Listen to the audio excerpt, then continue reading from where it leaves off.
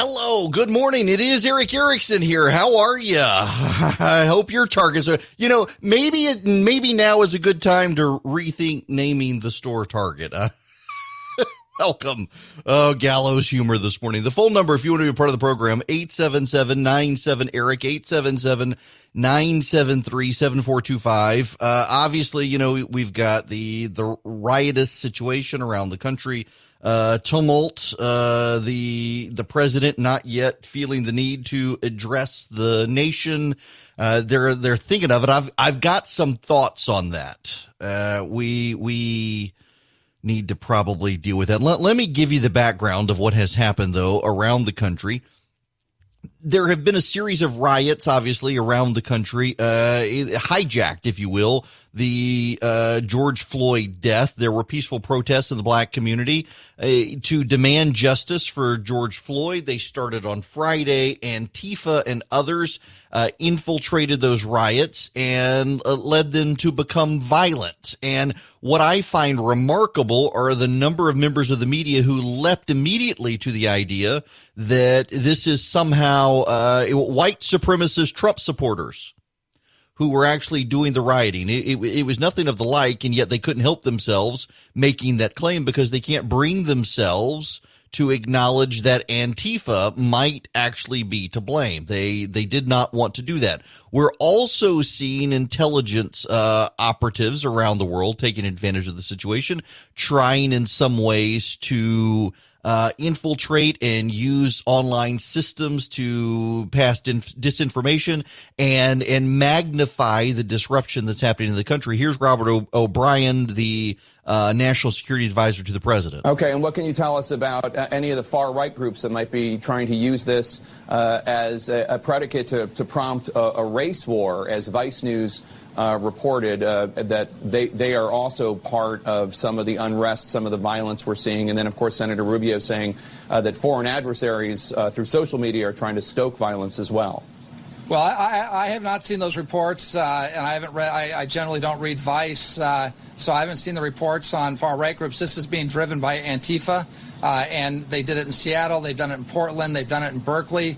This is a destructive force of radical. I don't even know if we want to call them leftists, whatever they are. They're militants who are coming in and burning our cities, and we're going to get to the bottom of it.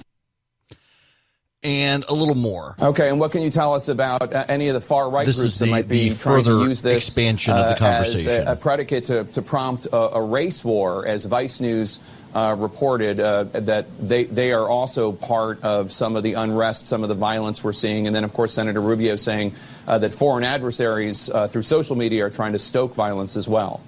Well, I have not seen those reports, and I haven't read. I generally don't read Vice, so I haven't seen the reports on far-right groups. This is being driven by Antifa, and they did it in Seattle. They've done it in Portland. They've done it in Berkeley. This is a destructive force of radical. I don't even know if we want to call them leftists, whatever they are. They're militants who are coming in and burning our cities, and we're going to get to the bottom of it.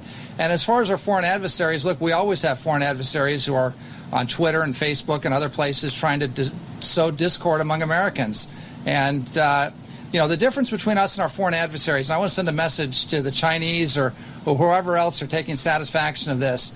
When we have an event like happened to George Floyd, which was just horrifying, and again, our hearts go out to his family. We mourn and grieve with him. We're going to investigate it. We're going to get to the bottom of it. We're going to prosecute him. We're going to get to the bottom of what those other officers who were standing around while George Floyd was killed, what they were doing, and if necessary, they'll be prosecuted. And we're going to follow that very closely. That's the difference between us and our foreign adversaries. When this happens in America, those bad apples who give all of our law enforcement, who are great Americans, a bad name, they're going to be prosecuted. We're going to allow people to protest, and we're going to get to the bottom of it. And that's the difference between us and between the authoritarian countries around the world. He makes a good point there. China apparently is trying to stir stuff up online. Be careful what you read online. It was really galling to me to see the Democrats, particularly the activists in the news, rush out to say, oh, this is all Trump supporters doing this, which was nonsense and completely unsubstantiated. And yet they ran with it because they can't bring themselves to acknowledge precious Antifa might be behind this. Now, I realize that there are some of you who believe Antifa means anti-fascist, and therefore they're just against fascism. Actually, Antifa was started by communists to go against the Nazis. The Nazis and the communists are kissing cousins. And the fascists and the anti-fascists are kissing cousins. They use largely the same tactics. Antifa is a violent group in the same way the European fascists were. To say that it is somehow a peaceful organization against fascism is part of the propaganda. That's not true. It is a violent left-wing group. And you can see it across the country. But I want to spend a few moments, if you'll, well, you have to allow, because it's my show, talking about this. I thought it was notable over the weekend that it was overwhelmingly progressive white 20-somethings doing the damage. It was these progressive 20-something skinny jean-clad hipsters with their Antifa face masks on who hijacked the peaceful protests of black Americans seeking justice and instead led marauding gangs around to vandalize, pillage, and destroy. That should probably tell us all something about race and justice in the United States right now. There were certainly black Americans engaged in the destruction. You saw the pictures of people, black and white, pulling TVs out. I saw one poor little white dude pulling Legos out of a Target. But in city after city after city, it was mostly young white people, mostly young white men who picked up the first bricks and lit the first fires. Now, I just meditate on this with me for just a minute, if you will. Think about this. It was not the initial aggressors, like, for example, in Atlanta. What began to trigger the event in Atlanta on Friday night, I was up in Atlanta. I was coming home. Ironically, I don't know if you know where the Corey Tower is in the Grady Curb in downtown Atlanta, the big white tower that's down there near the state capitol. My face was on it. I'd gone over to Corey Enterprises for lunch, and they had put up a picture of me and my show. And so I was, my face was staring down at the rioters as they stormed the interstate on Friday night. But the initial prompt was the bicycle police there. Some white guy tried to yank a bike away from one of the bike police officers, and that started the trouble, and it escalated from there. But think about this for a minute. These weren't white supremacists. They were mostly the black-clad thugs of Antifa and a bunch of teen and 20-somethings who've been cooped up for a couple of months and no longer have jobs, idle hands with time on their hands. They decided to go out and do this. So let's not deny that there were black people involved in the destruction. You've seen the pictures. But I think it's also notable that these young hipster white kids are far less likely to face any consequence than the young black people who were engaged in rioting and violence. And that's kind of the problem we're dealing with. You remember Michael Brown in Ferguson, Missouri? Michael Brown stole stuff from a convenience store. He then charged and assaulted a cop. The police officer ultimately had to shoot him, justifiably so, for what he did. Well, compare him with Dylan Roof, who went into a church in Charleston, South Carolina, and killed a bunch of people, shot the place up. And then the police bought him Burger King afterwards. Did you know that? He was hungry. They bought him Burger King. They didn't shoot and kill him. I was listening to Leonce Crump, who's a Reform pastor in Atlanta, went to Reformed Theological Seminary. Great guy, well-spoken. And he pointed out, it's not that these young black men got killed by the police when they were charging or trying to assault the police. It's that for every one of those, you can find one where a white guy did the same thing and they led him away in handcuffs. There are plenty of white people who are killed by police every year due to police brutality. There are. But also black, and maybe we do have a problem with police. I saw and by the way, this is not to paint a broad brush with the police. I saw someone over the weekend say, we always say a few bad apples spoil the bunch when it comes to the police. We would never say that about brain surgeons or doctors in general or pilots. We don't want a few bad apples in those professions. Why do we allow them into the police? Part of the problem we deal with is this notion of white privilege, which I am opposed to the whole idea. It is a social construct from the left, and they use it a lot. And I got to tell you, I don't feel very privileged. I'm still paying off loans from law school.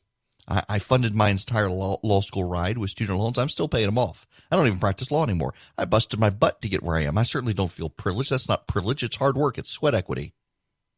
I find the entire idea of white privilege, what you're trying to tell me is that an entire class of people, you don't want to be judged as a class of people, but you want to judge a class of people. You want to say all white people are somehow culpable. Man, I've seen friends of mine who are white in the last few days saying, I guess I am partly responsible. I guess I am to blame. I've played some role in this. You haven't played a role in this. There's no, this whole white privilege idea, it is designed to make you feel guilty for something that is not your fault. If we are a society composed of individuals, then we should all be treated as individuals. Everybody's story is unique. The poor white kid in Appalachia, depending on a government van to come by today and give him lunch, does not have white privilege. And when he elevates himself out of Appalachia by getting an education in a crumbling school in spite of the school system, and he goes off to college and becomes a lawyer, there's no white privilege there. If we're not to judge anybody by their skin, then we're not to judge anybody by their skin. So I vehemently reject the idea of white privilege. But we can't reject reality. And the reality is that both white and black people are abused by police on occasion. But few white parents ever have to actually talk to their kids about the police. When white parents give their kids the talk is about how not to make their white parents grandparents before they're ready. When black parents give the talk to their kids, the talk is how not to get shot by the police so that maybe they'll live long enough to give their parents kids. And then that is a reality. We can't deny that reality. I can't tell you the extraordinary conversations I have had with friends of mine in the black community who say this, who tell me that they got to talk to their kids about what to do with an encounter with police. So there's no white privilege. I'm not going to be guilted into going along with left-wing values. I'm not going to be guilted into going along with reparations or some such. And by the way, you notice it's always white liberals. I'm sure the woman in New York who wanted to call the cops and say a black man was harassing her, I bet she was in favor of reparations. A bunch of white liberals want to throw money at the problem and walk away. Next time police brutality happens, well, we gave you money. The reality is we got a problem. Racism is a sin. We are all sinners. There is a problem with some sinners, and that problem is racism. And those people are involved in government, and they're involved in society. And that is the reality. Whether it's George Floyd or Ahmaud Arbery, we still fall short, but we don't need red pills. We don't need blue pills. Frankly, we don't need pills. We need Jesus. Red or blue, we just need Jesus. I'm frustrated because it would be great if the president could address the nation, but what good could he do? He is divisive. He likes to fight, and there will be people, you'll have the Don Lemons of the world, if the president were to say anything nice, would melt down and come unhinged because the president dared to offer an olive branch. How dare you offer the olive branch unless you give me the litany of all the things that I've wanted all along that you haven't given me? So the president can't address the nation. The media is dividing the nation. I mean, hell, the media is out there saying it was white supremacists doing this when it was Antifa out there writing Antifa symbols and spray painting hammers and sickles on things. But we do need to stop throwing up excuses, and we do need to recognize that there are problems. You know, black churches and white churches, they all worship the same God from the same Bible, but they emphasize different syllables of faith. Black churches are way more likely to focus on the Exodus. Black Americans, white Americans, we all say the same Pledge of Allegiance, but we put the emphasis on different parts of our shared story as a nation. And frankly, we do need to acknowledge that the United States has been far less kind to the story of black America than white America. And a government and a society has turned a blind eye to solutions. But here's the problem. A society where a white kid can pick up a brick and smash the window at a Target and face less repercussions than a black kid is a society that's not going to come up with a solution to the problem. so many of the proposed solutions from the left are just the government rearranging deck chairs on the Titanic or throwing money at the problem. So that's white liberals love to throw money at problems and never deal with them again. Frankly, the solution here, everybody wants a solution. The solution's going to come from you and from me. It's going to come from you loving your neighbor. It's going to come from you teaching your kids to understand that different Americans have different experiences, and we should judge that person by the content of their character, not the color of their skin. You know, there's this big movement after Ahmaud Arbery that we're never going to have a colorblind society. What we need to do is to come to terms with this. No. Jesus says there's neither Jew nor Greek nor male nor female nor slave nor free. I think we're supposed to have a society where we don't see our differences. We see each other as a shared people. But that's the thing here. You're going to start hearing a whole bunch of people saying we need government solutions to this. Government's got to do something. There are some things the government can do, and we can talk about those, but there really aren't a lot of things the government can do here. Because essentially the government that runs the law enforcement that killed George Floyd is the government you want a solution from? We're not going to get solutions from those people. And by the way, I think we should resist the blame game. We should resist the idea that we're culpable because we're white, we're privileged in some way. We need to recognize the reality of what goes on in this country, that black Americans, by and large, do tend to have worse encounters with law enforcement and worse outcomes overall. We do need to recognize that. What can we as individuals do to improve that situation? But we can resist the whole blame game, white privilege stuff, acknowledge the reality of unfairness, and also recognize government's not going to provide a solution to this. We've had a bunch of well-meaning liberals in the government bureaucracy for decades, and the situation isn't getting any better.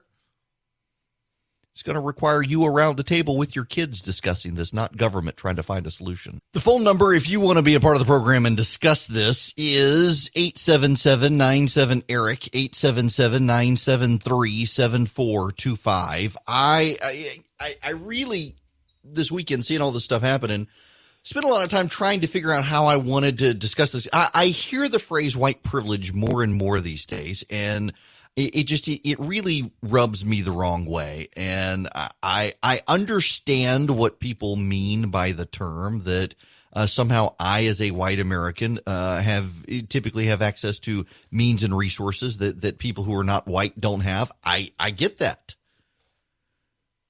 But you're essentially telling me you want to be judged individually for who you are, and yet you're going to put me in a class of people and judge me not as an individual, but as a group of people, that you have had some sort of advantage. Therefore, you must now give up and give something else. I don't think that's helpful for anyone. If you want to be judged as an individual, judge me as an individual. But I do think it is incumbent on everyone to concede and acknowledge that, there are problems. There's no reason to dance around the fact that the odds are that were George Floyd white, the situation would have been different. Who was the guy, Orlando Castile, who was shot dead by the police up north somewhere? If he were white, it probably would have been different. And that's not to say white people aren't ever abused by the police. That there are ample examples.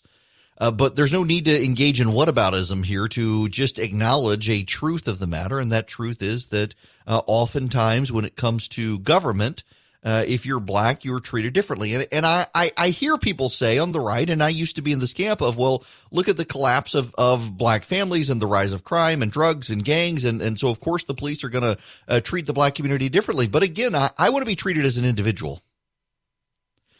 And if I want to be treated as an individual, I think I owe it to others to treat them as individuals and not of a group, to not judge people by the color of their skin, but to judge them by the content of their character individually.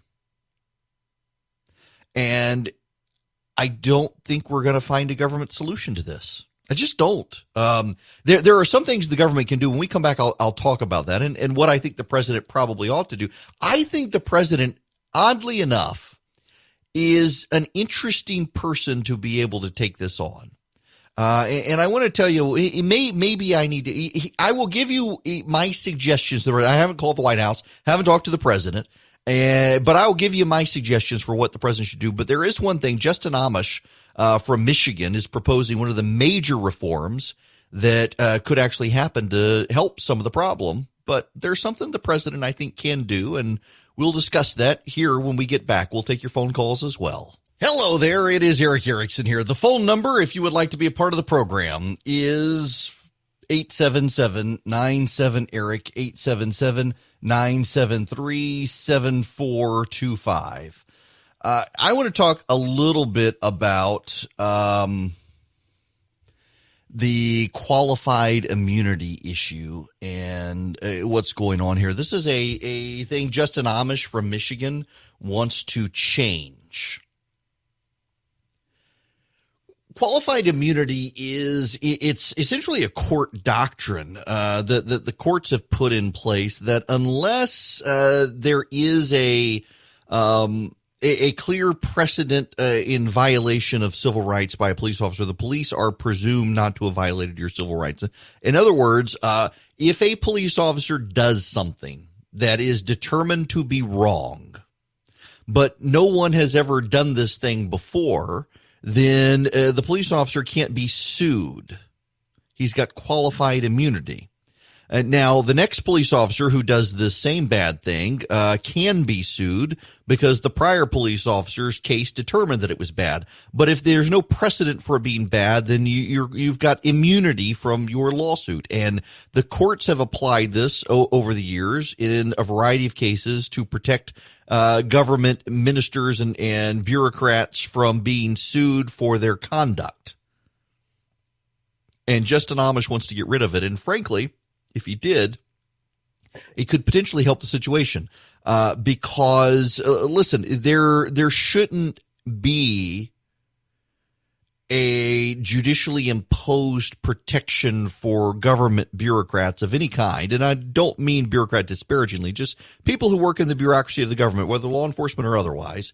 There shouldn't be all of these protections for them. If they screw up, they should be judged on their behavior. And not on whether or not someone before them has done something bad so that they should know as well that they shouldn't do it. It allows governments to abdicate good decisions and teaching good behavior to their employees in favor of, well, okay, here's how Bob screwed up, so none of the rest of you screw up the way Bob did, or now you'll get sued. It would be a step in the right direction. And I got to tell you, one of the things I think the president probably needs to do is address the nation. And there are a lot of people saying, the president can't address the nation. I think this president can address the nation. I would like to offer my prepared remarks. If I were president of the United States, if I were Donald Trump, here's what I would do. I would get on television and I would offer up this address to the nation. My fellow Americans, as you know, for 4 years, the federal government elite have been out to get me. They have drummed up all sorts of charges against me, all of them proven wrong by federal investigators. They have rounded up good men like Mike Flynn and thrown them in jail, demanding that he take pleas because of the weight of government against him that he couldn't fight. They forced him to choose between himself and protecting his son, and he chose to protect his son, and he pled guilty, and now he's fighting it. And now even a federal judge is aligned against the Justice Department wanting to drop that charge. The federal judge won't allow them to do it despite all the evidence that he was railroaded. So I get injustice, and I get injustice at the hands of the system. And so I understand why people are mad. I've been treated unfairly by the government as well. And I want to make it right. When I got elected, we moved on criminal justice reform. Some people, a former senator from Delaware, said we needed tough laws. We needed to round up people even for jaywalking. They needed to go to jail. And lots of black men in this country were thrown behind bars, breaking up families, robbing young men of fathers. And I worked to make that right. I passed criminal justice reform. I helped get these black men out of jail and restore their lives and get them back to their families. I did that, but we need to do more. One of the things we need to do is we need to get rid of qualified immunity so that I can sue the government for abuse, so that Mike Flynn can sue the government for abuse, and so you can sue the government for abuse. The elites have propped themselves up, hiding behind jurists and judges And we need to make this change. Congress needs to get involved and get rid of qualified immunity. If I could do it myself, I would, but I'm not a dictator. I've got to rely on Congress, and Congress needs to do this. We should have change in this society because that should never have happened to George Floyd. But people have hijacked these protests. And the people who have hijacked these protests need to be punished. I'm going to ask Congress to take away the unemployment benefits of any person who is found guilty or pleads guilty to participating in the riots and the destruction of property. It has been remarkable to see the videos of young white people hijacking the peaceful protests of Black America demanding justice. And we should be appalled at that. We should also be opposed and appalled at all of these people having idle hands and idle time because they've been forced to stay home for the last several months. And if they can get outside and protest together, they can go back to work. It's time to reopen America. It's time to bring back sports. It's time to bring back jobs. It's time to bring back our economic strength. It is time to make good on the legacy of George Floyd and heal this nation. Thank you for your attention, and God bless America. If I was president, I would do something like that. I think he is the perfect person. Listen, he's the guy who signed criminal justice reform. He's the guy who opened the prison doors to a lot of people who have been thrown in jail for minor drug charges for a very long time. And Joe Biden's the one who put them behind bars. The president has a unique opportunity here. Now, there will be people, you'll see the Don Lemons and the Brian Steltlers of the world in complete meltdown about this president doing something like that. They will go full on for Joe Biden on this. But I think the president has a unique opportunity to do something cool here. I mean, he can go on and he can completely turn this on its head politically because he signed criminal justice reform. And the president can talk about how he has been the victim of an out-of-control government state investigating him and his friends and ruining lives and forcing people like Flynn to choose between his life or the life of his son. He's got a story to tell. Now, you can disagree with it. Feel free to disagree with this. I'm totally pulling this out of thin air here. The president thus far hasn't wanted to do this, but I think this is the message he could deliver and deliver it credibly. One of the worries in the White House is that this president, when he gives statements, when he gives prepared statements, when he reads off the teleprompter, 15 minutes after the teleprompter goes off, the president starts winging again, and half the time his statements contradict the statements that he gave in the speech.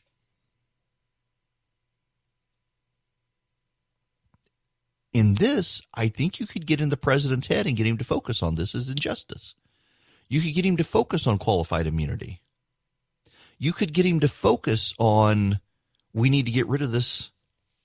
You can get him to focus on these white hipster millennial progressives are co-opting the peaceful protests of Black America.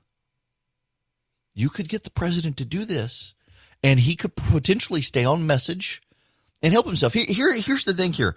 We need to get into the real world implications of this. And I would not believe a single pundit who came out today and said, oh, this is absolutely going to help the president of the United States in his reelection. I don't necessarily know that it is. Because you look at independent voters, you look at the proverbial soccer mom, female voters, they're really nervous about the country. They really want calm. And so I don't think this helps the president per se. I think the left it has it within them to overplay their hand on this and really help the president. But by and large, I think what's going to happen is the president who can suggest calm and healing is the president who's going to be president after 2020. And the Biden campaign, let's capitalize on this. I think it's very notable. Biden kept his mouth shut over the weekend. He waited until the end of the weekend to come out and say, we don't need these riots and whatnot. But the president has the bully pulpit, and he should use it. He should not squander the opportunity to reset on this and actually focus on the idea of equity and being able to sue the police when they take your civil rights. Being able to go after the system. I mean, if the president is the great disruptor of the system, then he needs to disrupt the system by getting rid of qualified immunity at this point. It would be a simple thing for him to be able to do. he, I think, began a little bit over the weekend with his statement at NASA. Here he is at NASA to watch the blast off. This is what he said about George Floyd. The death of George Floyd on the streets of Minneapolis was a grave tragedy. It should never have happened. It has filled Americans all over the country with horror, anger, and grief. Yesterday, I spoke to George's family and expressed the sorrow of our entire nation for their loss. I stand before you as a friend and ally to every American seeking justice and peace. And I stand before you in firm opposition to anyone exploiting this tragedy to loot, rob, attack, and menace. Healing, not hatred, justice, not chaos, are the mission at hand. You know, I'm sorry, I'm chuckling here because I'm seeing a couple of people who are mad at me with my reaction to what the president said, that he should stay out of it, that he'll just make it worse. I personally think that the president's tone here is great, but I'm seeing listeners chiming in online say, no, he needs to avoid this. Did you not hear his line here? Now, what the problem is that they're not focused on what he just said right there. They're focused on this part of what he said. We support the overwhelming majority of police officers who are incredible in every way and devoted public servants. They keep our cities safe, protect our communities from gangs and drugs, and risk their own lives for us every day.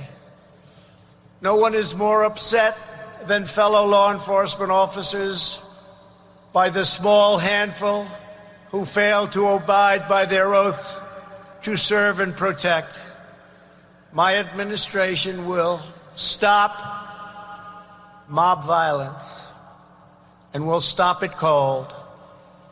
It does not serve the interest of justice or any citizen of any race, color, or creed for the government to give into anarchy, abandon police precincts, or allow communities to be burned to the ground.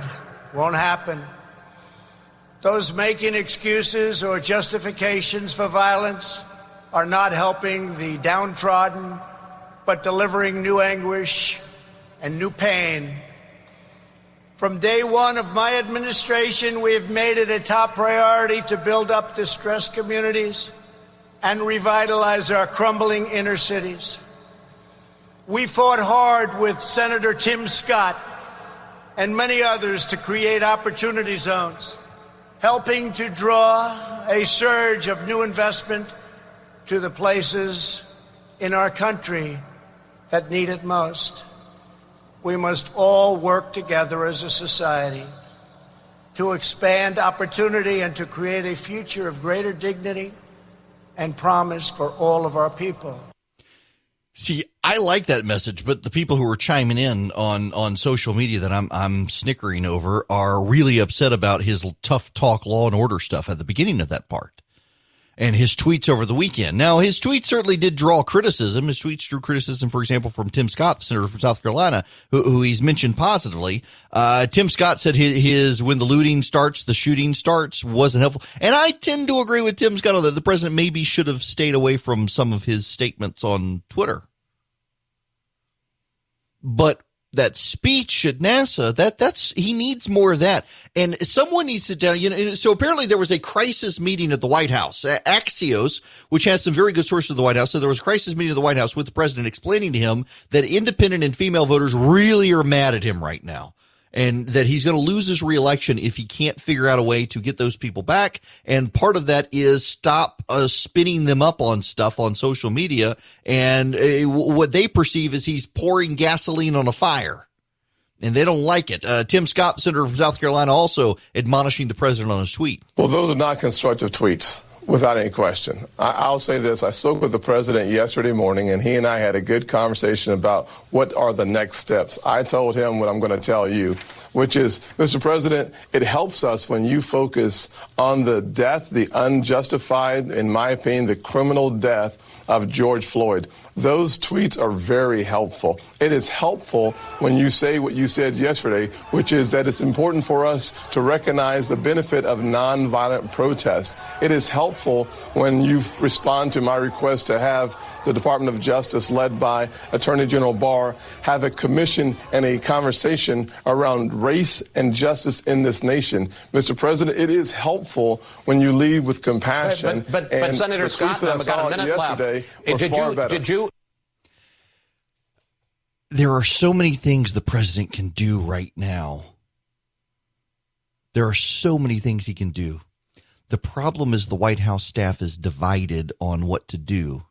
But I think the polling does show, and I mentioned this the other day, the underlying basis of the polling, and don't tell me the polling's wrong. It is so consistent that people just want calm. And the left, of course, they're going to agitate as best they can to continue to disrupt, to ensure there can't be calm. The president has the ability, though, with his bully pulpit, the president has the ability to point out that, to point out the fact, I mean, for example, that the left wanted everyone to shelter in place until it was time to come out and protest. The president can point these things out and say, you know what? I'm the law and order guy who will make things right because it's impacted me. The overzealous hand of law enforcement's come after me and mine. They've come after you, and we'll make it right. I'm the guy to do it because it's happened to me. He can make that message. Joe Biden can't. You know, I got to read this tweet by my buddy Drew Holden. So Yamiche Alcindor, who is the PBS reporter, for the White House. What's her actual description here? Yes, PBS NewsHour White House correspondent, NBC News, MSNBC contributor. Drew Holden points out, she said Donald Trump was accusing rioters of being anarchists without evidence, and then she posted a picture that included a protester spray painting the anarchy A symbol on a public building in broad daylight. Yeah, good little hipsters that they are, and of course it's a white dude in skinny leggings spray painting the A. It's amazing. Remember Don Lemon's defense of Antifa? There was this. He gave this lengthy defense of Antifa and how Antifa, the media just loves Antifa, and they wanted to try to cover for him, that they wanted to protect Antifa. They wanted to make sure people knew that Antifa wasn't bad. That Antifa, they were good people. Antifa was. The staggering hypocrisy of the media on this. In fact, let me see. Yep, word search. That makes it easy. Listen. I argue to you tonight, all punches are not equal morally. In the eyes of the law, yeah, but in the eyes of good and evil, here's the argument.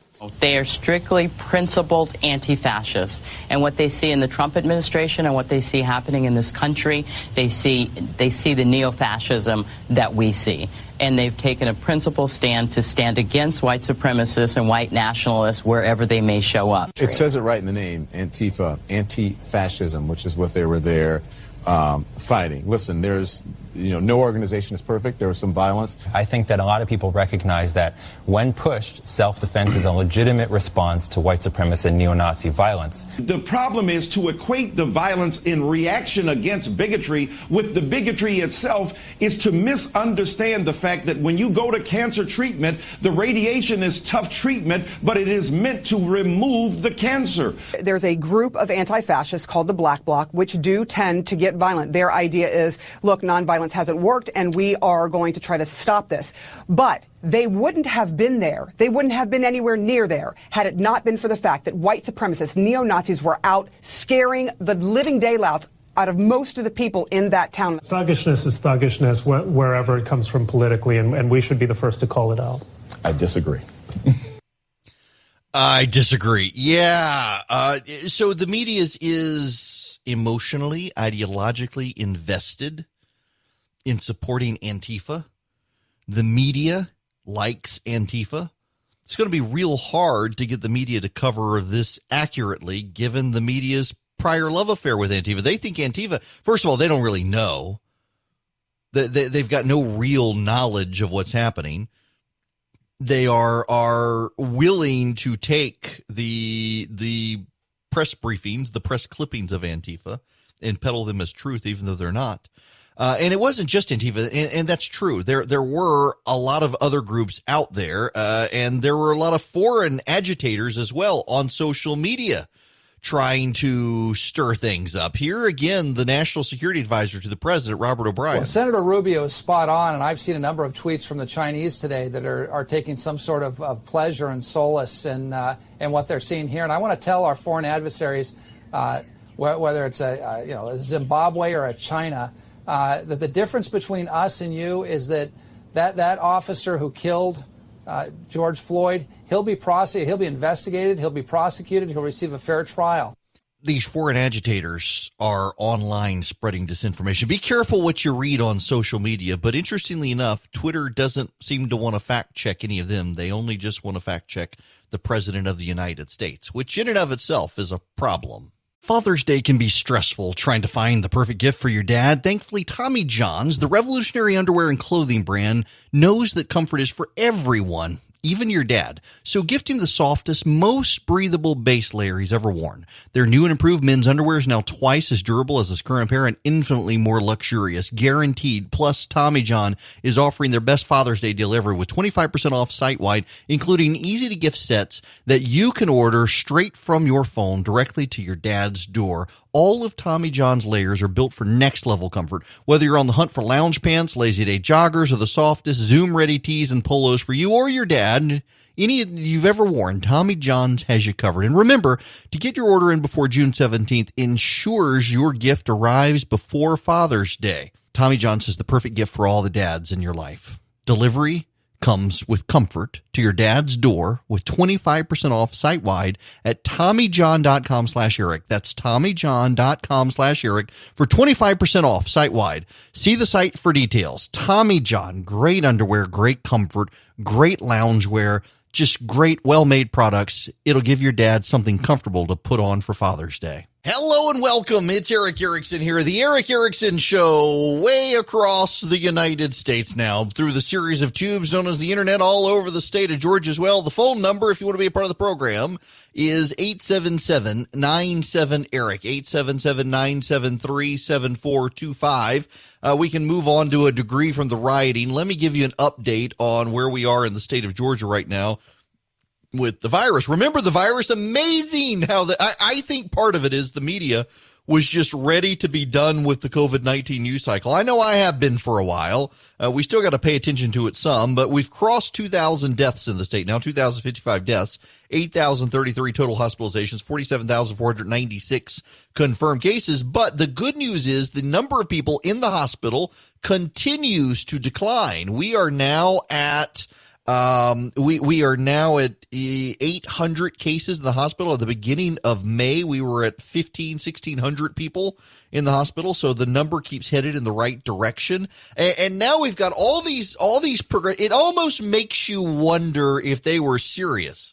It seems like they were okay with locking everybody down to keep you inside when they were worried that the economy might restart, but they're okay with you going outside in large groups without masks if you're willing to wreck the economy.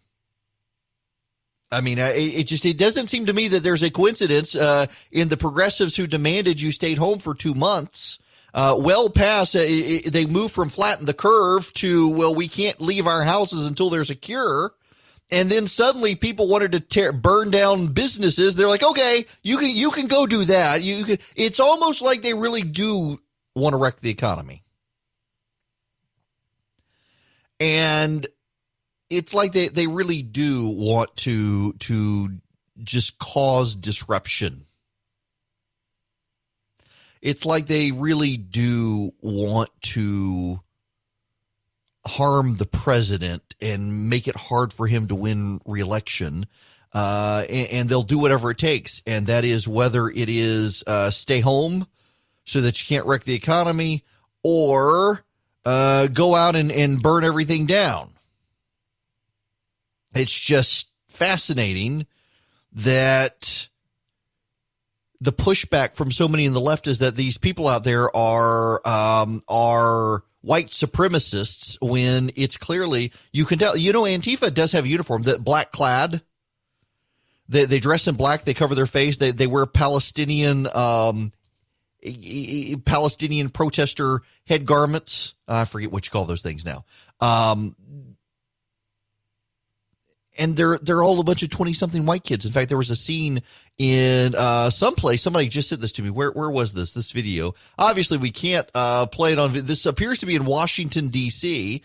Black Lives Matters was actually having a peaceful protest, and some white guy is trying to hammer the sidewalk to get bricks, and the Black Lives Matters protesters tackle the guy for trying to disrupt and be violent. It just fascinating to watch the Black Lives Matters people turn on the Antifa people. I played this montage at the end of the last hour. I want to play it one more time, though, because you got to remember that so much of the media has been emotionally invested in defending Antifa. Naturally, they would jump at the chance to say it had to be the white supremacists rioting and not the Antifa kids rioting. I argue to you tonight, all punches are not equal morally. In the eyes of the law, yes. But in the eyes of good and evil, here's the argument. They are strictly principled anti-fascists. And what they see in the Trump administration and what they see happening in this country, they see the neo-fascism that we see. And they've taken a principled stand to stand against white supremacists and white nationalists wherever they may show up. It says it right in the name, Antifa, anti-fascism, which is what they were there fighting. Listen, there's no organization is perfect. There was some violence. I think that a lot of people recognize that when pushed, self-defense is a legitimate response to white supremacist and neo-Nazi violence. The problem is to equate the violence in reaction against bigotry with the bigotry itself is to misunderstand the fact that when you go to cancer treatment, the radiation is tough treatment, but it is meant to remove the cancer. There's a group of anti-fascists called the Black Bloc, which do tend to get violent. Their idea is, look, nonviolence hasn't worked, and we are going to try to stop this. But they wouldn't have been there. They wouldn't have been anywhere near there had it not been for the fact that white supremacists, neo-Nazis, were out scaring the living daylights out of most of the people in that town. Thuggishness is thuggishness wherever it comes from politically, and we should be the first to call it out. I disagree. Don Lemon doesn't want to call out that violence. Chris Cuomo emotionally defending. Not all violence is equal. Some is justified.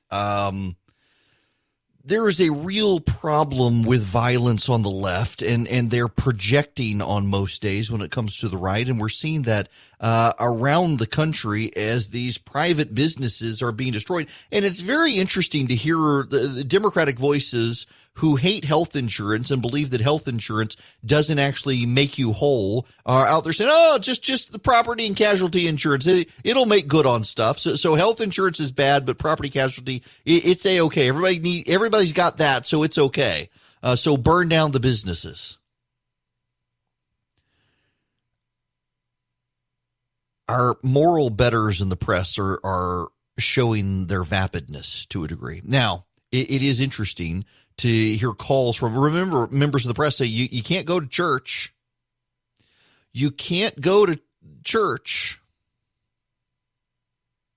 You can't go to your business. You can't go get a haircut.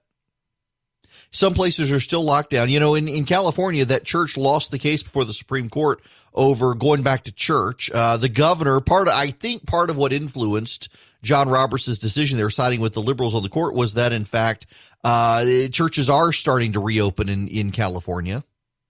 Yeah, John Roberts sided with the liberals on the Supreme Court to say that churches couldn't complain if every similar business got to be closed, then churches got to be closed too. Even Kavanaugh and Gorsuch wrote dissents opposing that logic. But it is interesting to see a bunch of people on the left who have been saying that that you don't need to go to church. You don't need to go get a haircut. But hey, if you want to go riot in a crowd without a mask on, go for it. All the media shaming for the last couple of weeks. Remember the media shaming of the people going to the beach in Florida? Never mind, there's not a documented case anywhere in the world of someone outside transmitting coronavirus. There has actually not been. I take that back. In one study in China of 7,900 people, one person is suspected to have gotten coronavirus from outside. One. But in no other study in any other country has anyone been documented getting coronavirus by being outside. And yet for weeks, the media shamed everyone about going outside. Now, suddenly, it's okay to be outside, even without a mask on. Although, let's be honest here, most of the Antifa folks were wearing masks.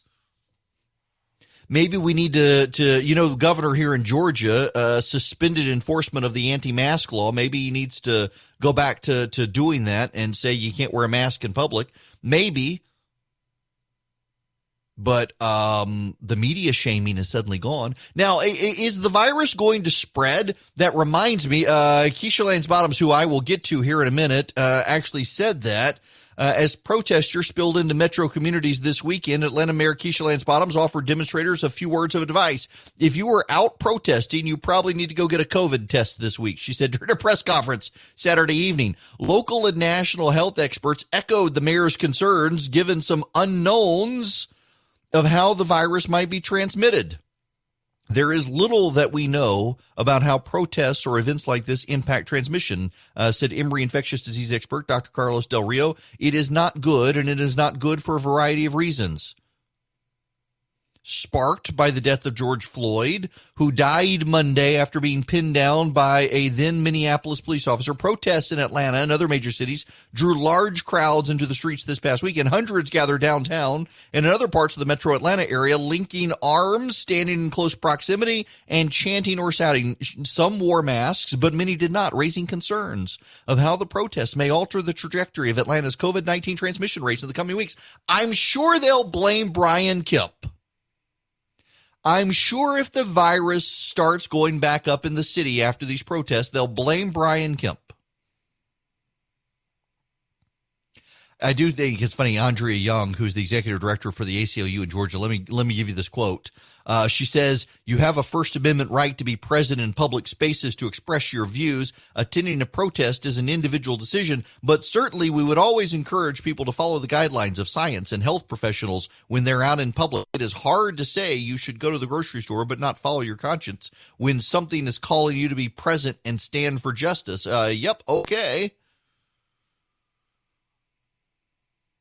On Sunday, Scott Gottlieb, the former commissioner of the FDA, warned that the national protests could lead to an uptick in the virus. He said on CBS News Face the Nation, quote, "There's going to be a lot of issues coming out of what's happened in the last week, but one of them is going to be that chains of transmission will have become lit from these gatherings." Now, here's my question for you. If there are no spikes in the virus, in 3 weeks, we're not seeing a major escalation in the virus. In fact, by the way, there's a story out of Italy that Italy has wound down, that they can't find the virus in the wild, and it appears what they're finding is a weakened coronavirus. It appears over time not to have gotten worse, but a weaker strain. But if the virus hasn't spiked in 3 weeks, can we have baseball? If the virus hasn't spiked in 3 weeks, can we have golf again? If the virus hasn't spiked in 3 weeks, can we go back to sports, please? Can we go back to stadiums? Can we go back to hanging out? Can we go back to normal? If we're having all of these protests around the country with all these people not covering their faces, except Antifa members burning down targets, if we can do all of this, can we go have sports now? Can we go back to bars and nightclubs? By the way, today is the day that bars and nightclubs in Georgia can start opening again. I'm not sure whether they will or not. Some of them, the burdens are too much for them to actually do. But can we go back to normal, please? If the virus doesn't spike in 3 weeks after all this stuff, because that would suggest to me it actually isn't as big a thing now as it was a few months ago. Hello there, it is Eric Erickson. Let's go to the phones. 877-97-ERIC, 877-973-7425. Cliff calling from Warner Robins, Georgia. Welcome. How are you? I'm doing good, Eric. I enjoy your show and listen often. Came up with a solution for churches to be able to meet. We can just meet and call it a protest, can't we? Yes, you can. A social justice protest. You should be able to meet for certain. We're just going to really do sing, a lot of singing, and a lot of preaching. Well, and you know, I mean, some of the great church hymns of the last 3 centuries have been the protest songs for the civil rights movement. So you sing those songs and say it's a protest, and there's nothing the cops can do apparently. We shall overcome, and you name it. The old rugged cross. I think you can sing that one too and get away with it. That's right. Soldiers for Christ. You're going to get us both in trouble, Cliff. You're going to get us both in trouble. Thank you very much for the phone call. I got to watch myself. I head down that road. But, you know, Cliff's got a great point. I mean, the media that literally a week ago, the American media was shaming churches for wanting to meet, even socially distancing within sanctuaries. And now, got a group, they're burning down a Target, civil rights. Whatever happened to the shaming? It's striking to me that how quickly the media, and I really do, if I'm honest about this, if I'm not a cynical person about this, let's be honest. If I'm not a cynical person, I really do think that part of the media is they're not glad about the rioting, but they are glad to have a topic to move on to. They are glad to have a topic that they can focus on other than COVID-19, because they have been in the they've been in this COVID-19 news cycle for 3 months now. March, April, May, they've been in this cycle. It has not gone away. They left. Remember impeachment? Wow, that happened. Yeah, impeachment happened January and into February, and then suddenly we hit the COVID-19 cycle, and there's been nonstop. And I do think, in all honesty, I think behind the scenes there are some members of the press that go, they may overplay their hands. We got to cover for them as best we can. I mean, let's not distract from what's happening with some members of the press out there. They literally, you had the people in Minnesota when I was, we believe it's Trump supporting white supremacists who are doing all this. And it's been proven. The governor and the mayor said so. By the way, that mayor in Minneapolis, what an adult. That guy is completely overwhelmed. Somebody sent me a note the other day and said that he expects the mayor of Minneapolis, who is clearly overwhelmed in the job, to resign. And I wrote him back and I said, no, the dude's not going to resign. In this day and age, when you're overwhelmed and incompetent, you don't resign, you blame Trump. Something's going to have to happen on this protest. Tom Cotton is on social media right now saying, call out not just the National Guard, call out the military. We got a constitutional obligation to ensure a republic in each state. And these people are upending that. So take swift action. Here's Bill Barr, the Attorney General. The Attorney General is making a statement on the George Floyd investigation. Let's listen. Is real and legitimate. Accountability for his death must be addressed and is being addressed through the regular process of our criminal justice system, both at the state and at the federal level. That system is working and moving at exceptional speed. Already, initial charges have been filed by the state. That process continues to move forward, and justice will be served. Unfortunately, with the rioting that is occurring in many of our cities around the country, the voices of peaceful protest are being hijacked by violent radical elements. Groups of outside radicals and agitators are exploiting the situation to pursue their own separate and violent agenda. In many places, it appears the violence is planned, organized, and driven by anarchic and left extremist groups, far left extremist groups, using Antifa-like tactics, many of whom travel from outside the state to promote the violence. We must have law and order on our streets and in our communities, and it is the responsibility of the local and state leadership in the first instance to halt this violence. Listen, it is very interesting to me to note the Attorney General coming out and using Antifa-like tactics, not necessarily saying Antifa itself, but to then watch the media suddenly say that, oh, it can't be because Bill Barr says it is. Do we want truth or not? Do we want accurate reporting or not? But also note that, as Bill Barr and others are pointing out, it is against the law to travel across state lines to engage in these sorts of activities, to engage in rioting and destruction of property. It becomes a federal crime. And a lot of these people, we do know that a lot of the people who have been jailed in these cities are not locals. In fact, in Minneapolis, local law enforcement pointed out that overwhelmingly the people who were arrested were from not Minnesota. We see these roving bands of Antifa. And by the way, this happens all over the place. This happens all over the place. We see Antifa going in and doing these sorts of things. We see Antifa going in and disrupting places, and we see the media covering for them. We see the media protecting them. We see the media refusing to denounce them. We see Democratic politicians doing the same, and they do it over and over and over and over. They want to blame the white supremacists. They want to blame the Trump supporters. They don't actually want to acknowledge Antifa. Wonder why that is. But in fact, we know it's them. We also know that there is, in fact, foreign.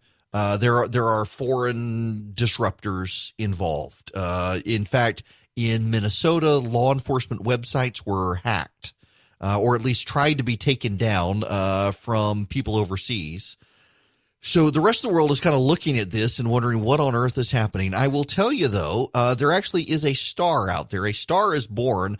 I wonder how long it's going to be before dirt starts dropping on Mayor Bottoms of Atlanta. I want to talk about her and her performance when we come back, because she really stole the national spotlight this weekend, and that's got to make the Abrams supporters out there rather upset that she got so much positive attention. Stacey who? That seems to be the reaction from a lot of people. Welcome. It is Eric Erickson here, the Eric Erickson Show. The phone number, you want to be a part of the program, 877-97-ERIC, 877-973-7425. For months and months on end, Stacey Abrams has gotten the national spotlight. Stacey Abrams has been all over the news, and the mayor of Atlanta is suddenly outshining Stacey Abrams. She has become the media darling. Interestingly enough, Keisha Lance Bottoms, the mayor of Atlanta, was one of the first people out to endorse Joe Biden. And she has held with Joe Biden. She has been a Biden surrogate. She has answered for Joe Biden, and now she is leading Atlanta. And I got to tell you, there are a lot of people who dislike Keisha Lance Bottoms for a variety of reasons. She and I disagree pretty vehemently across the board on political stuff, but I thought she handled herself well over the weekend. Basically telling people, go home or I can't protect you. That people need to have space to protest, but violence will be met by the police. Now, I don't necessarily think that the Atlanta police had the greatest moment. I was impressed with Atlanta's police chief on Friday night. For those of you around the state who missed this happened in different parts of the country, but really started in Atlanta. The police chief in Atlanta, I forget her name, but she waded into the crowd and began talking to the protesters and telling them there's no curfew. You're not in trouble for protesting. Just keep it peaceful. And she interacted with the protesters, and she really, after the Antifa goon had tried to yank the bike away from the police officer, things started heating up. She came out and tried to defuse the situation. And then it escalated. One of the interesting things that was going on in Atlanta on Friday night that reporters witnessed, is there were these white kids all dressed up in black with their faces covered, very typical for the Antifa movement, who would start running in the crowd as if they were being chased by something. And this is something that the Antifa movement does. They act as if they're being charged or they're running from stuff. Sometimes they'll do it as a pack, and they will run screaming, telling people to move. And what they're trying to do is they're trying to develop a herd mentality within the crowd of people protesting to make them scared that something's coming, and then they start rioting, very much like a herd of animals running away from something, trampling everything in their path. It's one of the things that they do to try to get this stuff going. And the police in Atlanta were smart enough not to engage with it. But the police in Atlanta, for some reason, were letting them destroy all these businesses instead of taking action. In their defense, they said that they didn't want to lose lives, that property was replaceable, lives were not. But I still think they should have been more aggressive than they were. I mean, so kudos to the police chief for going in and talking to the protesters and calming the situation at that one point. But once it escalated completely, they should have taken more action. But the mayor herself, I thought she did a good job. And she's getting all sorts of criticism from the usual suspects out there who just, they either don't like her because she's black or a Democrat. They don't like her because they disagree with her politics. I do think you've got to be willing to disagree with people in their politics and still say, you know what? You did a good job there. And the mayor of Atlanta, I think, has done so over the weekend, having regular press conferences, being very firm, speaking as a black mom to the young people out in the city who were doing what they were doing. I thought it was commendable. And it's the usual suspects, who are going after her. And I think she deserves praise. You know, I do find there's a class of people who can't bring themselves to say anything nice about anyone they disagree with politically. And thankfully, I am not one of those people.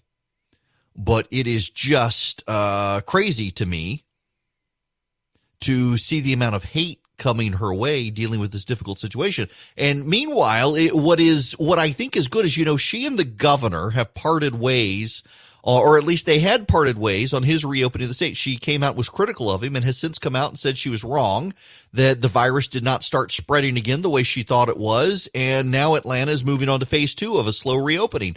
And she and the governor have yet again been working well together. It's good to have a governor in Georgia who works well with the mayor of Atlanta. She also fired 2 police officers. So there were 2 police officers in Atlanta. They were black, and the people that they were going after were also black. They were, I think, from Atlanta, Clark University, and the police body cam shows that the police were trying to drag these 2 people out of their vehicle. They weren't doing anything. They were trying apparently to get away from the situation, and the police officers stopped them, dragged them from their vehicle using excessive force. The mayor fired the 2 of them based on the body cam footage.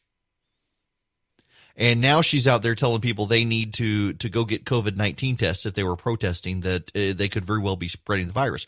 I just think, you know, so she's been in the spotlight so much. Now, you do need to know she went on TV over the weekend. She was also very critical of the president, saying she thought the president did not de-escalate the situation, but his tweets made it worse, that he wasn't showing leadership. So she's being very critical of the president. But she was trotted out all over the place. She was on, I believe, NBC with Meet the Press. She was on CNN with Jake Tapper. I think she went on ABC with George Stephanopoulos. I think, don't hold me to that one. I know she went on the other 2, getting lots of media exposure. And so here's the dynamic. For those of you who don't live in Atlanta, here's what you need to understand. Keisha Lance Bottoms was not the chosen one. Keisha Lance Bottoms was not the chosen one. When Kasim Reed left, Keisha Lance Bottoms was not the one that he wanted to be mayor. In fact, he backed someone else. And Keisha Lance Bottoms made it into the runoff against a woman named Mary Norwood, who is white and long suspected of having Republican sympathies in the city of Atlanta, even though it's a nonpartisan race. And they ultimately rallied to Mayor Bottoms because she was the black lady running against Mary Norwood. But the Atlanta political establishment didn't like her. They wanted someone else, not her. And so when she became mayor, she's had to exert herself behind the scenes and level her influence behind the scenes very delicately. For example, the mayor of Atlanta single-handedly controls the greatest economic engine in the southeast United States. That is Two Dead Mayors International Airport in Atlanta, Georgia. The city council in Atlanta has very minimal oversight. The chain of command goes all the way to the mayor, bypassing the city government. The oversight board is appointed by the mayor. The mayor appoints the financial people. The mayor oversees the contracting. The mayor oversees the airport. It is her airport as mayor of Atlanta. And in fact, there's been an effort in the legislature to take that away from her, to take that away from the city of Atlanta overall. The argument being that the Atlanta airport is the biggest economic driver in the Southeast, and it affects all of Georgia, not just Atlanta. Therefore, it should be overseen by Georgia, not Atlanta. Very much like the Port Authority down in Savannah is overseen by the state, not Savannah. They have thus far not been successful in it, but part of the issue there is that they do understand that the mayor of Atlanta is in a somewhat weak position. She does not have has not in the past had the political clout. Kasim Reed was not a supporter of hers. Shirley Franklin was not a supporter of hers. A lot of the Atlanta City Council did not back her in the race, and yet she still won. She beat them all. And instead of going along with it, very much what you've seen at the national level with the president winning, going along with it, people have given her positive lip service while behind the scenes working to undermine her from within her own party. And her handling of this situation, frankly, has given her a lot of political clout. Her handling of this situation has been met with praise by Republicans and Democrats alike. She has gotten the national press circuit tour. She's gotten the support of the former Vice President of the United States, Joe Biden. She's got Democrats saying, hey, Joe, maybe you should look at her for vice president. So I can only imagine that Stacey Abrams supporters are going to start dropping opposition research on Keisha Lance Bottoms. I can only imagine she is going to have to withstand a pile of character assassination because of the support she has gotten in the last 72 to 96 hours. I mean, just think about it. This is a woman who she was able to. I dance carefully here comparing her to the president. I know she would not like that, and it's not my intention to be insulting. But both President Trump and Keisha Lance Bottoms disrupted their own political parties. The political parties lined up people who were supposed to be next in leadership, and both of them came in and they completely disrupted it. And what you see is within their own parties, a lot of lip service, and behind the scenes, a lot of smack talk. Now, the Democrats will, of course, rally to her and the Republicans to Trump. But, it's like very much you go to a green room at Fox or CNN or really anywhere.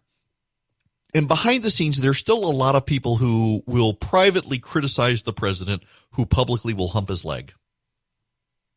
I experience this all the time. I'm beginning to believe that oftentimes I'm the only person who will tell you publicly what I think privately, because you go into these things, it's just mendacious. You go in and they're deeply, I can't believe the president's doing this, that, blah, blah, blah, blah, blah. And then they get on TV. Oh, he's the second coming of the Lord. And I'm sure the Democrats are like this with Keisha Lance Bottoms. They privately think she's an upstart, that she hadn't earned it, and yet she got it. They had to rally to her in the runoff to stop Mary Norwood. And yet she's proving her competence. Now, listen, she's not perfect. There's still flaws. Violence still broke out. She's still in charge of the police. And I don't think the Atlanta police did that great of a job this weekend.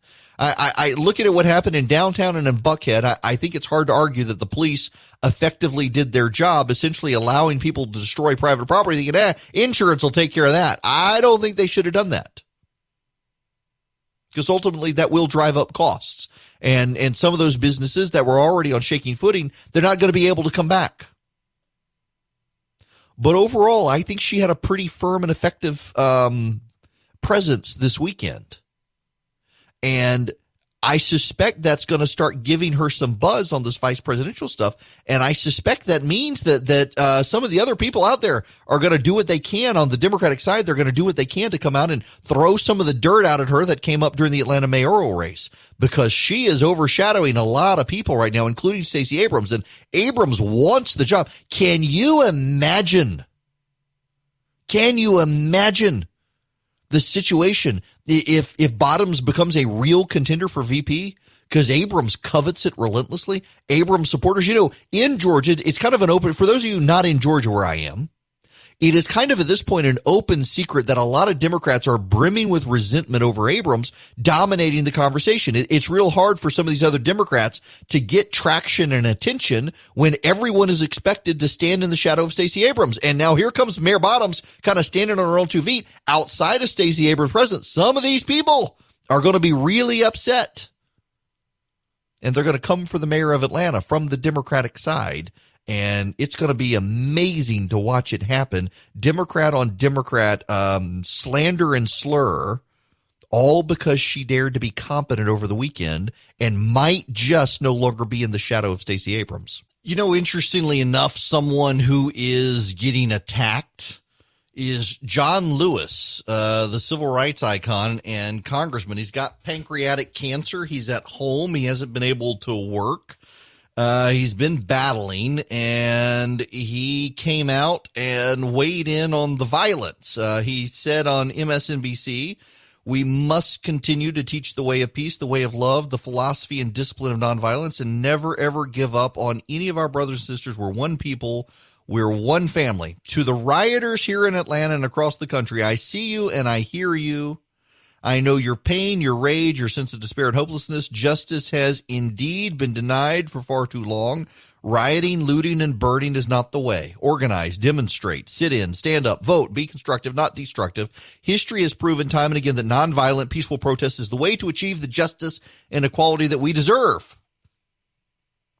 He was praised by a bunch of people, from Martin O'Malley, the former governor of Maryland, to Ted Cruz, the U.S. senator. And he was loudly attacked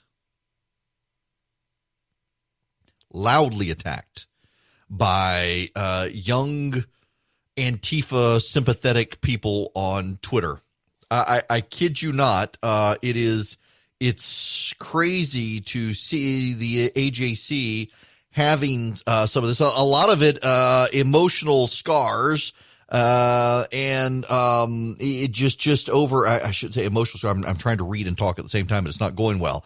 This person, it's anonymous people. Look how well that approach turned out for Martin Luther King Jr. and you. I'm sure you still feel the mental and physical scars from that, says one anonymous person.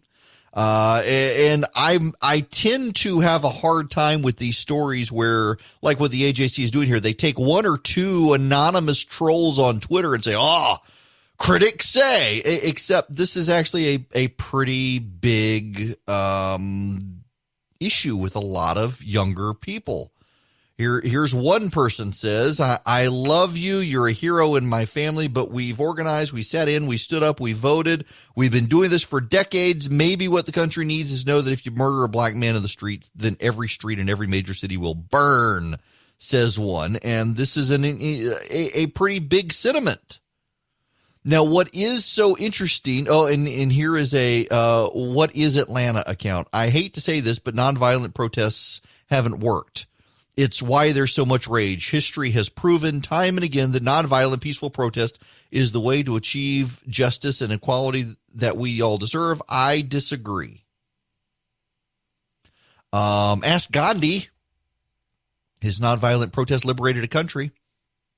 Martin Luther King's nonviolent protests were able to get the civil rights movement going, the sit-ins, the protests.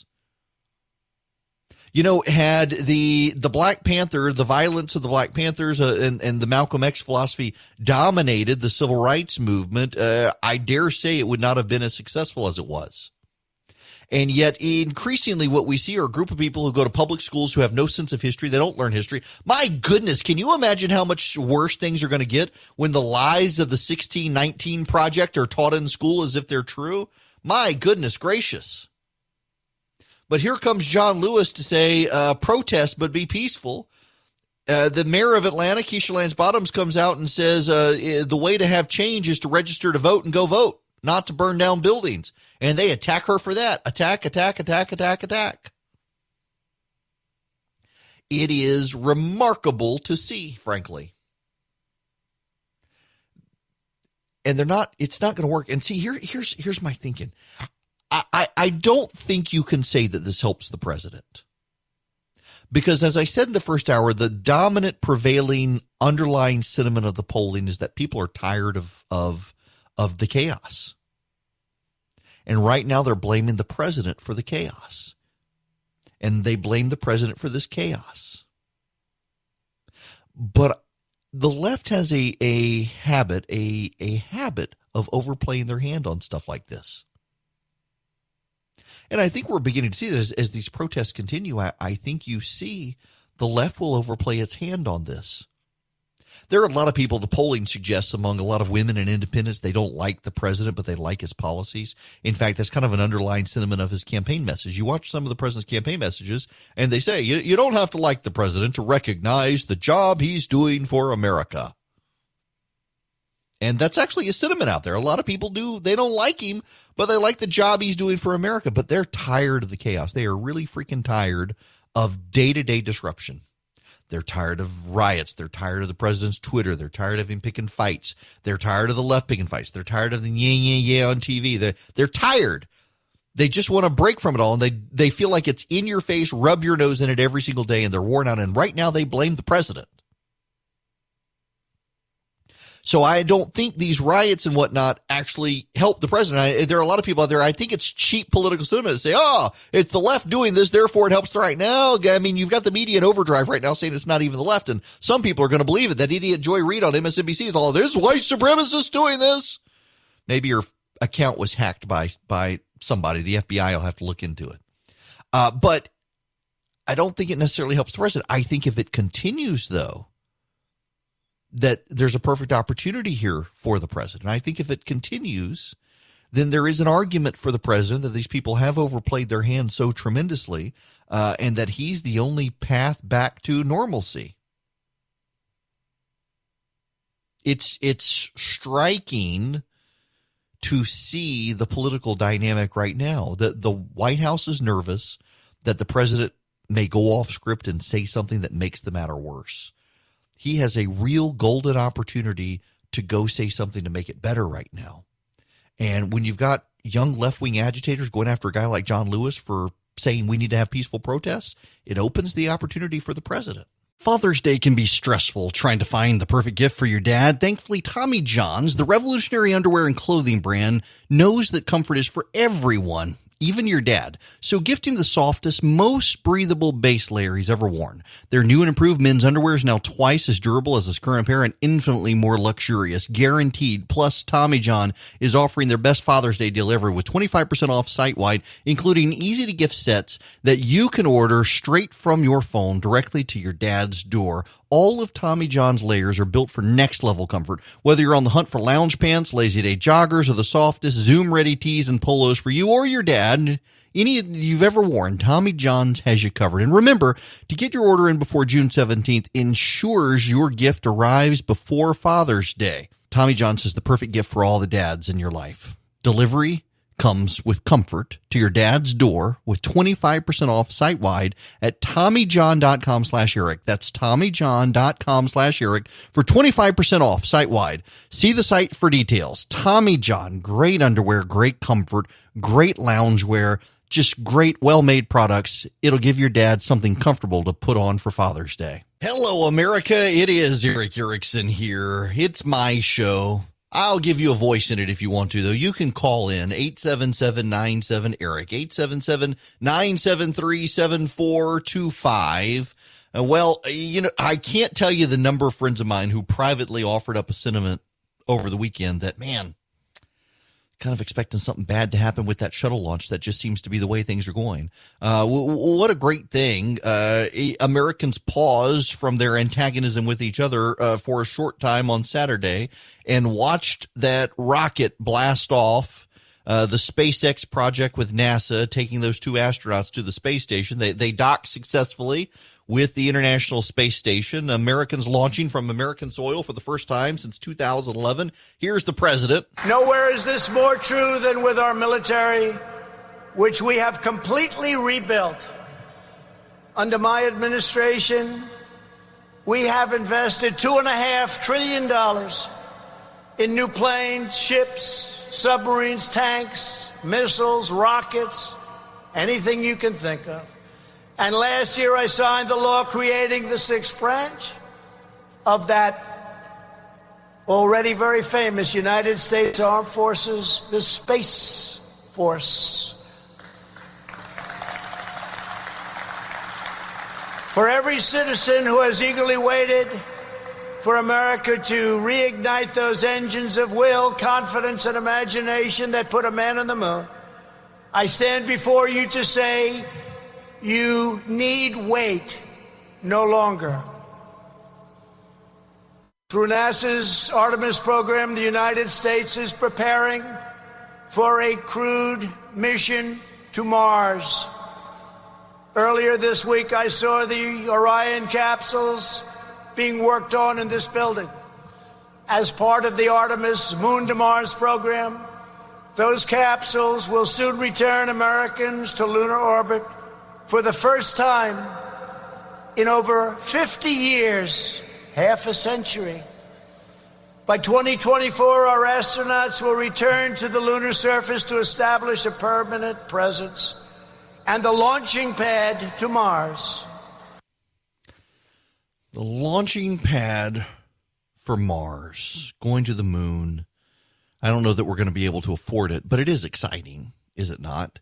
To watch the space launches, to see them from American shore. It was an interesting moment, though, this weekend, talking to several different friends of mine, level-headed, reasonable, professional friends of mine, highly successful in industry, chatting with each other individually, a couple of us on a group chat, and every single person just thought, I was kind of worried something was going to happen. That's just the way 2020's been going. I saw somebody say 2020 feels like a series finale, not a season finale. Right now, it feels like a series finale. Yeah, maybe. Maybe so. They're throwing it all. We've got the White Walkers and Cersei Lannister to deal with all at one time. I kind of get it. I do. But life goes on. Life goes on here in Georgia as well.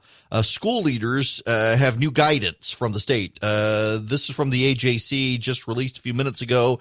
School leaders in Georgia have new guidance from the state about how to open in the fall and react to changing health conditions during the COVID-19 pandemic. The 10-page document was written by the state education and public health departments and covers the entire 2020 to 2021 school year. The report is the first official statewide guidance. The state's 180 school districts operate independently under the Georgia Constitution, and absent an emergency mandate, will decide whether and how to open their buildings this fall and when to close them should conditions warrant. Rather than rules, the guidance comprises recommendations the school superintendents can consider with advice from local officials.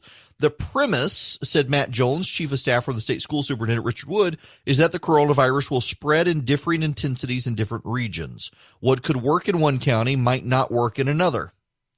The core of the document is a decision tree based on local conditions, ranging from slightly modified traditional schooling in the best case to closed buildings like this past spring semester in the worst. In between, in areas with minimal to moderate spread of the coronavirus, are a variety of options. These so-called hybrid schooling models minimize physical attendance to maximize social distancing in a variety of ways. In the AB model, schools would divide their enrollment in half. They might send one group into the buildings on Mondays and Wednesdays, the others on Tuesdays and Thursdays. They could all remain home on Friday, where they would do distance learning using either online assignments or paper packets. Alternatively, schools could host one group in the morning and one in the afternoon. Another model has high school and maybe middle school students staying home full-time while younger students occupy the buildings. It was younger students generally who had a tougher time with remote learning in the spring. Also, if they're home, their parents can't go to work without finding childcare, which could be costly. Careful planning could go awry if anyone tests positive for the disease. The guidance recommends closing any area where an infected person has been and keeping them closed for 24 hours before cleaning and disinfecting. This would reduce capacity, potentially forcing some to stay home when it's their turn in the building. Given the logistical challenges and costs, both for the schools and parents who need childcare, the guidance recommends using the hybrid option only if absolutely necessary. It also recommends a variety of by now familiar safety precautions, such as masks and hand sanitizers, calling for more extreme measures, such as if the conditions worsen. In even the best scenario, schools would not look normal. Hallways would be divided into travel lanes to minimize mixing. Schools would help health officials with contact tracing and specimen collection, and there will be signs everywhere advising about hygiene and safety protocol. The protocols become more intense in areas with more virus. In communities with moderate spread, water fountains would be turned off and replaced with bottled waters. Bus drivers would be given masks. Students would sit further apart on buses and in classrooms. Everyone should get screened for illness before entering buses and buildings. Floors should be marked to emphasize safe distancing in cafeterias and other high-volume areas. Classes could be staggered to reduce hallway congestion, or they could be held outdoors if the weather permits, and students would, as much as possible, be kept within insulated groups with the same teacher. Both teachers and families should be given the option to work or study from home. And lawyers and human resources personnel would be consulted to give teachers alternative assignments. It's a 10-page long booklet because the superintendent wanted something that was comprehensive and concise. But more advice is going to come. There's a 72-member panel appointed by the governor and the state school superintendent that will elaborate on topics when local leaders and public request more details. Schools will have to consider all these safety measures. At the same time, the state is imposing $1.3 billion in cuts to education funding. Acquiring masks, disinfectants, fuel for extra bus runs, new technology for work-at-home days, and additional staffing. The guidance recommends employing more nurses in areas with substantial spread. It all adds to cost. It is going to get expensive to do this sort of stuff. Meanwhile, in Italy, there's actually some hopeful signs that the virus may actually be weakening. We may be able to go back to normal. Let's see. This is from Reuters. Not exactly a propaganda. Well, yeah, they are for the Chinese, but nonetheless. The new coronavirus is losing its potency and has become much less lethal, a senior Italian doctor said on Sunday. In reality, the virus clinically no longer exists in Italy, says Alberto Zangrillo, the head of the San Raffaele Hospital in Milan in the northern region of Lombardy, which has borne the brunt of Italy's coronavirus contagion. The swabs that were performed over the last 10 days show a viral load in quantitative terms that was absolutely infinitesimal compared to the ones carried out a month or two ago.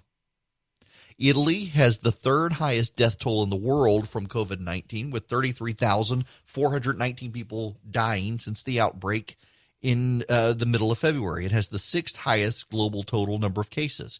However, new infections and fatalities have fallen steadily in May, and the country is unwinding some of the most rigid lockdown restrictions introduced anywhere. Zangrillo said some experts were too alarmist about the prospect of a second wave of infections. We've got to get back to normal. Someone has to take responsibility for terrorizing the country. The government urged caution, saying it was too soon to claim victory, but a second doctor from northern Italy has told the national ANSA news agency that he was seeing the virus weaken as well. The strength of the virus had 2 months ago is not the same strength it has today. It's clear today that COVID-19 disease is different from what it was. That's good news. We should, of course, be skeptical. We've been burned before. But it looks like it may not be as bad as we expected. And that surely that is a good thing. Surely that is something that we should applaud. Surely that is something that should get us excited. And surely that is something that we as a society should be prepared to embrace, that maybe we can get back to normal. I got to tell you, the mask wearing comes in waves. I was in Publix on Saturday, and I wore a mask because hardly anyone in there had a mask on. And then I went in there yesterday, and I didn't have my mask. I had forgotten it. And I went in and was delighted that pretty much everybody was in a mask. And I don't know what it is. It seems to me that Sunday shoppers wear masks and Saturday shoppers don't. And I don't know why that is, but that's been my experience these last several weeks. I've been talking to y'all about it, going into Publix, going into Fresh Market. Of course, everybody's got to wear a mask. Some people don't. They're not going to throw you out at this point, but it's just interesting to see that on some days, you go into a place and everybody's wearing a mask, and on some days you go in and nobody's wearing a mask.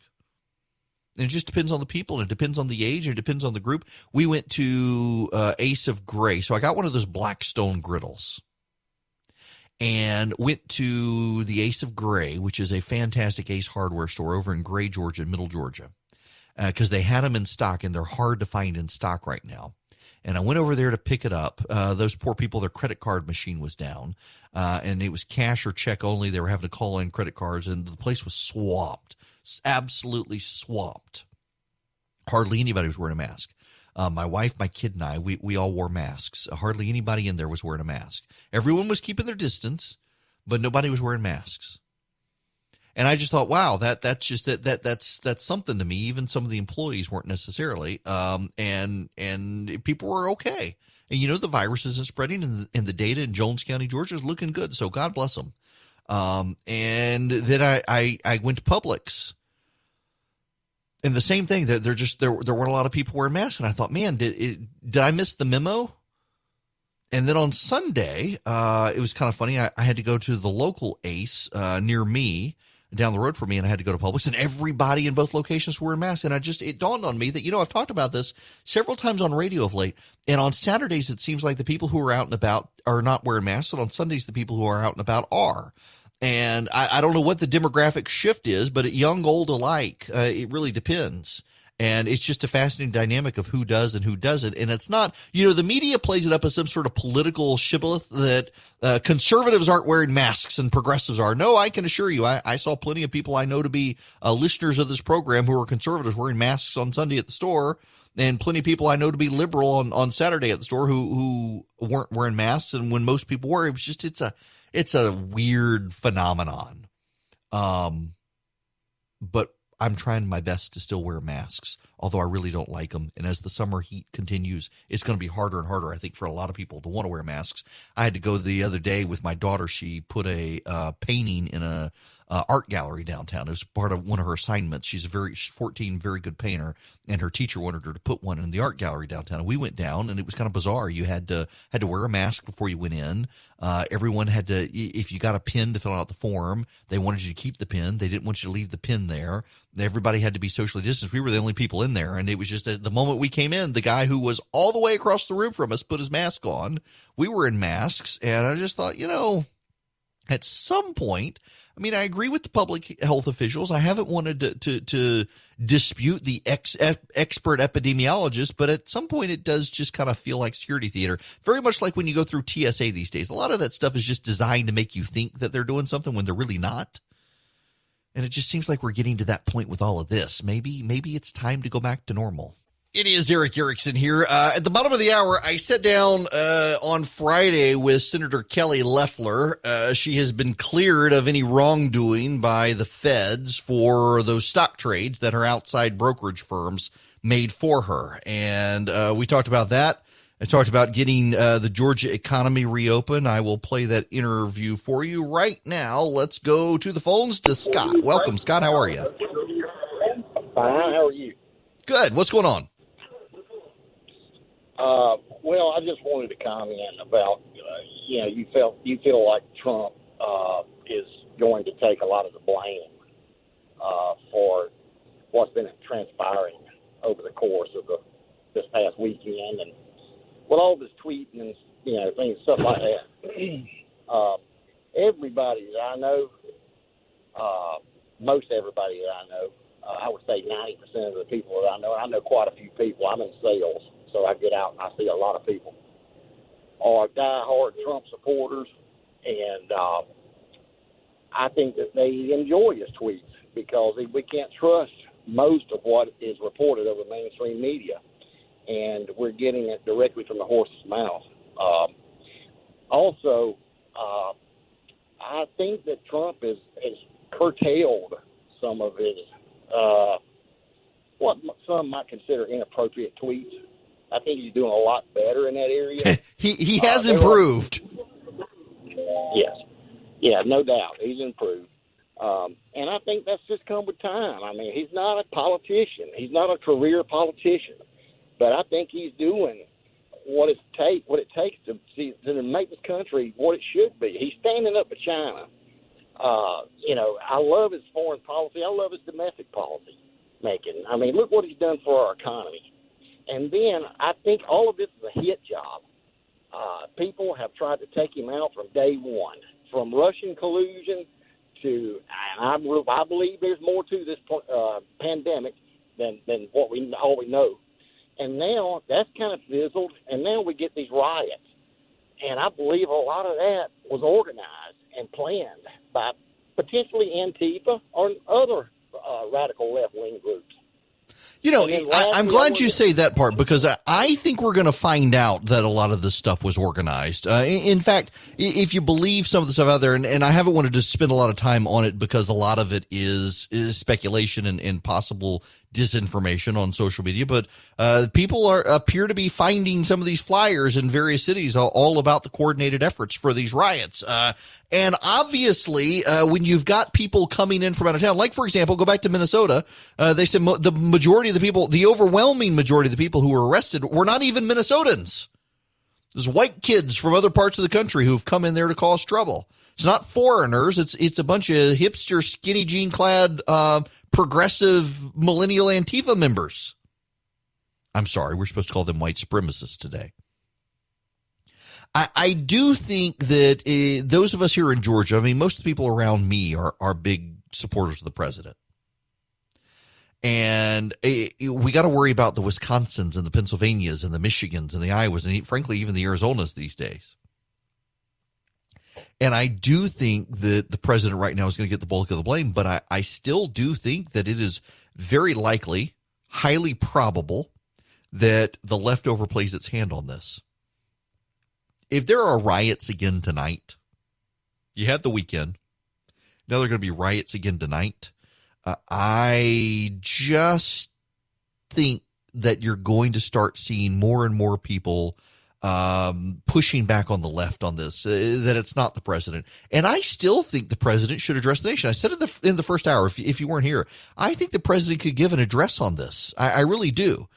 And he could start by making it about himself, that he himself has seen how the law enforcement can overplay their hand and bully people and pressure people into doing things that they don't want to do, and just take people's liberty away inappropriately. He's been a victim of it in the FBI investigation. Look at what happened to poor Mike Flynn. And we've got to do something about this, that justice must be blind. And these rioters are distracting from what happened to George Floyd. They're making it about other things, and we need to focus on the abuse of process, the abuse of power, the abuse against the American citizen, whether it's abuse against the president or abuse against a man no one ever heard of until a couple of weeks ago named George Floyd. And the only reason we know is because of the video. And that Americans should not have to go get video out to be outraged about stuff. We need to know that this stuff is happening, and he's going to take action. And one of those actions is going to get rid of qualified immunity, where police largely are given a shield of legal protection for doing things unless other police officers have previously done them and been told, no, you can't do that. There are ways for the president to engage on this and shift the conversation in his favor. And you'll have, of course, the hysteria from people like Don Lemon saying, I don't believe you, and why aren't you going to bother his brother? But you know what? The president can roll with it. The problem is, if the president goes on script with this stuff, when he goes off script, he's going to have to stay on message. He can go off script, but he's got to have the same message. And I don't know that he has the message discipline to do that. They're going to have to work with him on this, but it's possible for him to shift this conversation and win the argument. He's just got to engage. It is Eric Erickson here, the Eric Erickson Show. The phone number is 877-97-ERIC, 877-973-7425. On Friday, I sat down on my evening show with Senator Kelly Loeffler. And she, of course, has been cleared now by the Department of Justice and FBI. They were looking into this stock trading allegation against her. Dianne Feinstein and Jim Inhofe, they all decided that all three were not culpable. Richard Burr is still under investigation, but it was worth highlighting that they've dismissed him. And what you need to understand about the case is, regardless whether you like her or not, the key issue is that she outsourced her management of her stock portfolio to investment groups, Wells Fargo, Goldman Sachs, Morgan Stanley, and others. She and her husband both, and were not making the stock trades themselves, nor did they communicate to those groups to make the stock trades. The stock trades appear to have been made based on publicly available information, and now she and her husband have told their investment advisors to buy mutual funds and stock indices and not individual stocks. So here now, my conversation with Senator Loeffler from Friday evening. Joining me by phone, one of the two Georgia senators. Oh, if I can get to the call screening program. There it is. The screen keeps freezing. It is Senator Kelly Loeffler joining me today. Senator, how are you?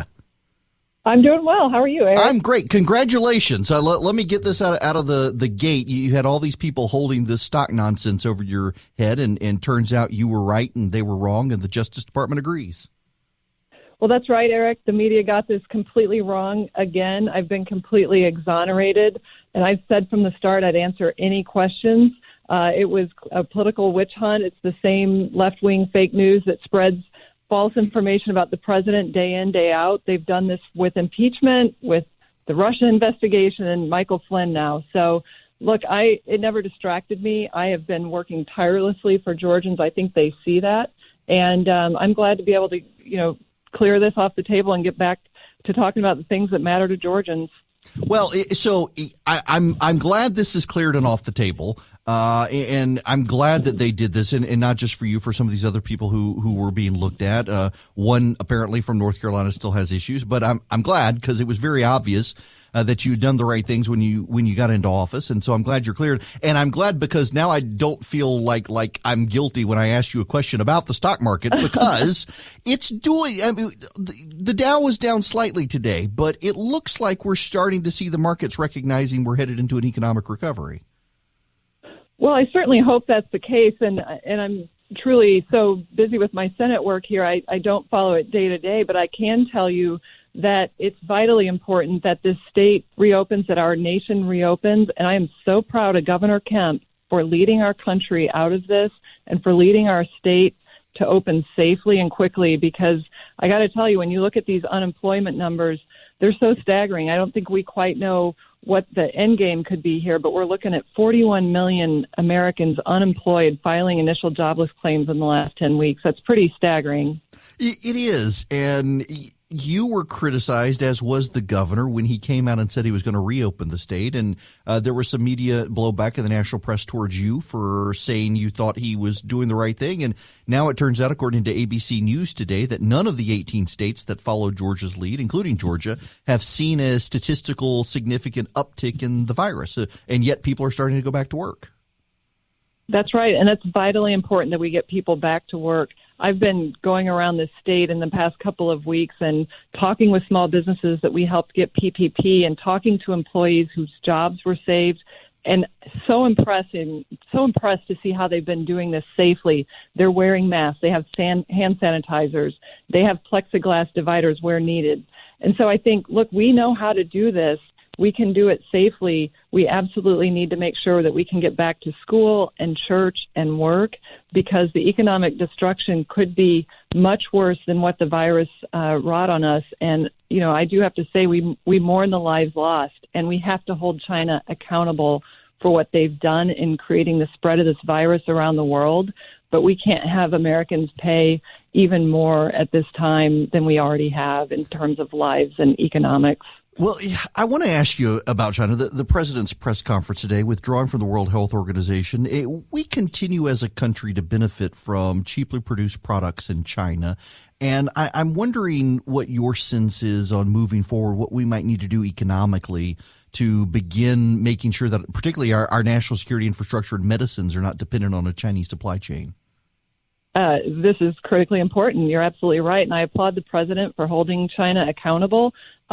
Midway through the delivery of the relief through the CARES Act, I started developing a plan called the USA Rise Plan. And it was really about looking ahead of how do we make sure that this never happens again, and how do we use this opportunity to stand up American business. And one of the first tenets of it, that it was called Made in the USA. So it has 4 pillars: made in the USA, grown in the USA, hiring in the USA, and families in the USA. And it's critical that we get our supply chains less dependent on China, and to the extent that it also reduces the reliance on China, it also increases employment in our country, and so it'd be a great economic engine.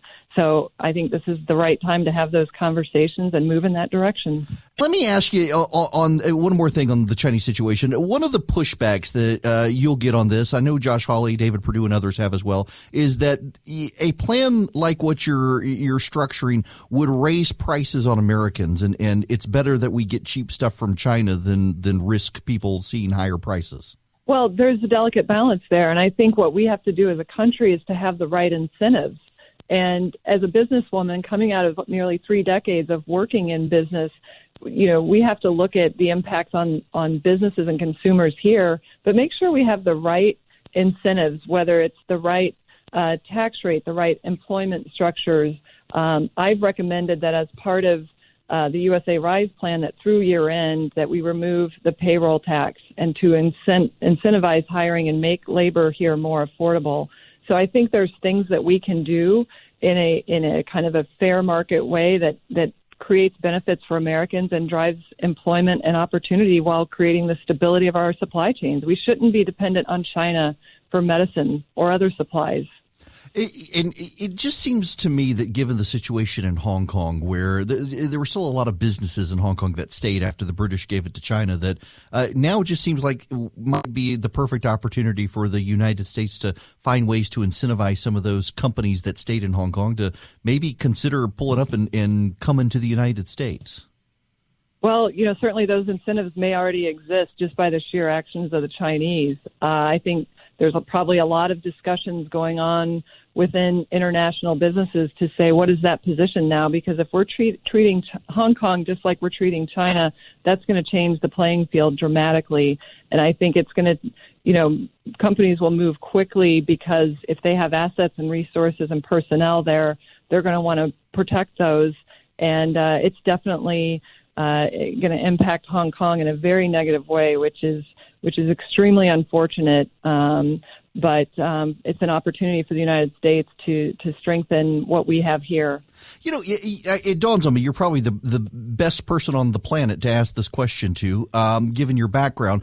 I read one time that after Sarbanes-Oxley passed in the Bush administration, a lot of companies started going with the London Stock Exchange instead of the New York Stock Exchange. And then after Dodd-Frank, it escalated with people going to either the Japanese stock market or the Hong Kong Exchange or London or Germany. And what you're seeing are these international companies choosing not necessarily to have their largest presence in American markets. And I'm wondering if there's a way, one, if you would agree with that assessment, and two, if so, is there a way now with this pandemic to try to get Congress maybe to rethink some of the disincentives we've had to international companies headquartering here? Well, I think that's a common discussion, certainly in business and otherwise, because what's important is that businesses feel like they can operate knowing the rules of the road. There's nothing that hurts business more than uncertainty. And when regulatory requirements are changing, that creates a lot of the uncertainty you mentioned around Sarbanes-Oxley or Dodd-Frank, and companies look to position themselves. There was something a few years ago known as inversions, where the companies looked at the various tax regimes and said, where do we need to operate? And so companies are always looking at that and saying what's prudent at this time. And so, I think it's not so much maybe a government decision, but companies will be looking to get certainty around that. And right now, with regard to China and Hong Kong, it's early to say, but companies tend to operate in a global marketplace, so they will be making those decisions in real time.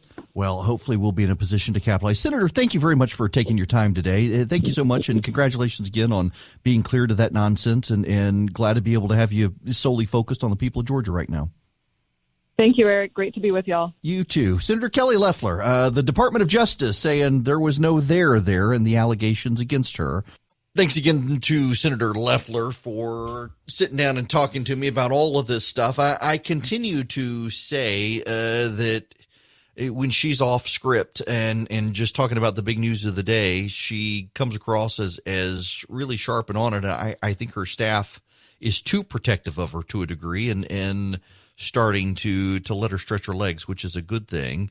And we'll see. She's got time. The polling favors Doug Collins, and man, I really like him too. In fact, I saw him on Friday as well. He's just a super guy, and she's going to have to prove herself before November. She's got the money to do it, but Collins is going to give her a run for the money. Meanwhile, Jon Ossoff has written his Senate campaign a $450,000 check. Where does Jon Ossoff get $450,000 of his own money to spend on this? He was an investigative journalist. How does an investigative journalist have $450,000 to write? Now, Sarah Riggs Amico has written herself a $180,000 check, and she spent $1.1 million of her own cash to finance her bid. Now, a lot of Democrats are starting to think that Jon Ossoff is going to get the nomination outright. And I actually think he's going to be weaker as a candidate than the Democrats think. A lot of Democrats are rallying behind Ossoff to go after David Perdue. Remember, he's going after Perdue. He's not running in the open seat. Meanwhile, in the open seat, a lot of polling continues to show that Raphael Warnock is not doing as good as Matt Lieberman. Lieberman being Joe Lieberman's son, the former vice presidential candidate, senator from Connecticut. It's his son. He worked for a while as a headmaster of a school in Atlanta, now does nonprofit work. He seems to be doing better than Warnock, who himself just came through a divorce. I gotta tell you though, the AJC did this profile of Warnock over the weekend and some of his statements that he made in relation to racial justice and the like, and that may get you street cred with some of the people in the media, but I don't know that his overall demeanor when the deep dive comes out on him, if he's the Democrats' lead, the Democrats really believe in Georgia that they need to find a black progressive just like Stacey Abrams to run for some of these races. The problem is, if we're honest, I don't know that it works for them. Stacey Abrams is rather unique, and I don't know that translates to other candidates. And of course, there's the issue of people getting in the limelight. I still wonder if Keisha Lance Bottoms is going to be in for a world of hurt on the Democratic side because she has gotten too much in the limelight, stealing it from Stacey Abrams. When you talk to Democrats behind the scenes here in Georgia, there continues to be this frustration that they feel like everyone has to be quiet and wait for Stacey Abrams to speak, that the Democrats in the state can't. You've got a Democratic Party, you got a Democratic chairman, you've got Democratic leaders, you got former Democratic governors, and all of them must in some way be quiet and allow Abrams to speak. And I think, frankly, the Ossoff running for the Senate will reiterate and amplify this because he seems to want to follow Stacey Abrams' lead everywhere he goes, and he's going to let her. He's going to be the mouthpiece for her, and I think that Perdue can go after him for that. It's going to be a fascinating dynamic to see. Meanwhile, we've got some good news in the state. None of our hospitals anymore, including Phoebe Putney down in Albany, are overwhelmed by the virus. That is really good news. Also, the number of people in hospitals in Georgia with COVID-19 is now below 900 and on the border of 800. It's like 813 people being treated in Georgia hospitals for COVID-19 right now, which is amazing. Remember, at the start of May, it was like 1,800 people, and we're now down to 800 people at the start of June. So 1 month later, we've seen that rapid decline. Now, we are over 2,000 people dead in the state of Georgia, which is 2,000 too many. But by and large, the virus is continuing to fade in the state. It is still going to be up to people to be responsible and do what they need to do to make sure that the virus doesn't spread. I mean, little things like washing your hands, or if you're in a big crowd, wear a mask. But it is less and less common to experience the virus in the wild now. And that's really great. And we should all be willing to recognize that the governor is not going to get thanks from anyone, but the data is definitely on his side here. Even the IHME revised model shows that Georgia is doing what it needs to do. In fact, I want to look at the revised model. Remember, we saw a little bit of an uptick in the rolling average, and we're there with the rolling average. 903 confirmed cases on May 9th, which turns out 946 on April 20th was still the high. That 903, remember at the end of last week, I told you when we'd started last week, it was like 990, and then it went to 980, and then to 970. By Friday evening, it was down to 960. It's now 903. The reason is because of the shifts, and some of those were backdated tests, and they had to be rolled over to the right date. And some of that will still happen, but the rolling average is now on a downward trajectory again. The next high date is May 26th. We've got 840 cases on May 26th. But again, some of those cases, they will reassign and apply them to the right dates. And as a result, the trajectory continues to go down in the state of Georgia. So, for example, the high day of May 18th is 903. The very next day, May 19th, that's 756 cases. That's good, and the downward trajectory continues. May 26th, 840 cases. That's the next big high bump. The result of this is that the 7-day moving average for Georgia continues to decline, and that's really good. Businesses are starting to open back up. Congress is going to fund the payroll protection program one more time, which is good. That reminds me, by the way, if you need the payroll protection program, reach out to my friends at First Liberty Building and Loan in Noonan. Now, again, as I always say, it doesn't matter if you're listening to me. I can see on the live stream, we've got somebody listening in California right now. And if you're listening in California, you can go to firstlibertyga.com as well. They help businesses across the country, not just here in Georgia where I am, but most of the listeners of the show are in Georgia, and they are local to Georgia. The Frost family, many of you are active in Republican politics. You know the Frosts. Good Christian family. They run First Liberty Building and Loan. They've been running it since the early 90s, and they can help you get into the payroll protection program if you need access to the payroll protection program. They cannot guarantee it. They do want to help you. The way to get into the program, though, is to go to firstlibertyga.com, click on the Apply Now button, and apply. You'll need to get your payroll paperwork in order, your quarterly filings, things like that, but apply, and they'll help you get in. They can't guarantee it, but they want to help you. FirstLibertyGA.com. Good people. And it looks like Congress is going to extend the funding. Also, the Republicans in the Senate want to begin incentivizing people going back to work. They want to pay bonuses to people who go back to work. So essentially what they want to see is diminish the amount of money that is being paid to people who are staying home and increase potential federal bonuses for people who are going back to work, which would be a good thing to incentivize. You know, this is one of the problems employers are having around the country, is having people go back to work. People want to stay home. They're getting more money on unemployment. In fact, I was talking to a friend of mine last night who was saying he went and got his hair cut. And at the place that cut his hair, they were complaining that they're making less money now than they were staying home, because when they were staying home, they were getting the unemployment. And so he was telling them, here's what you need to do each week.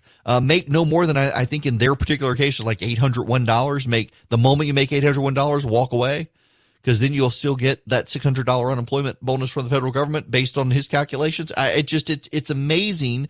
We're in this position where we have incentivized people to not go back to work. At this point, the virus is on decline.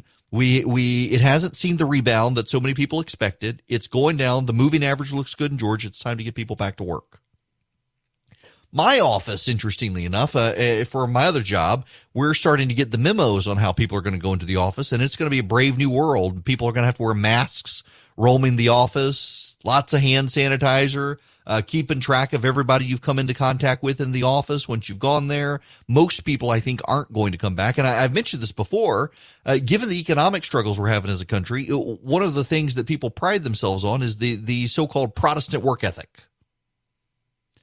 Hard work. You're sick, you still go to work. Well, now the government wants you to stay home.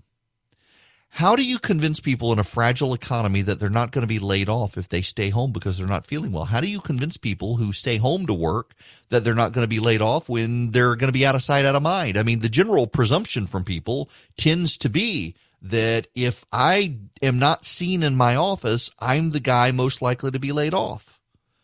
And so people want to go to work. They want to be seen. They want to be engaged. And now the government's saying no. So how do Fortune 500 companies and other companies, small and mid-sized businesses, assure employees, listen, you can stay home and you'll be okay. You can stay home and we're not going to fire you. You're not going to be at the top of the layoff pick by staying home and working. And I think you're probably going to see a lot of businesses try to figure out ways to make telecommuting happen for most people. It'll be a brave new world that we all go into with our offices. We'll explore that more this week, I'm sure. Lots more news to cover tomorrow. Looks like the president may say something later today.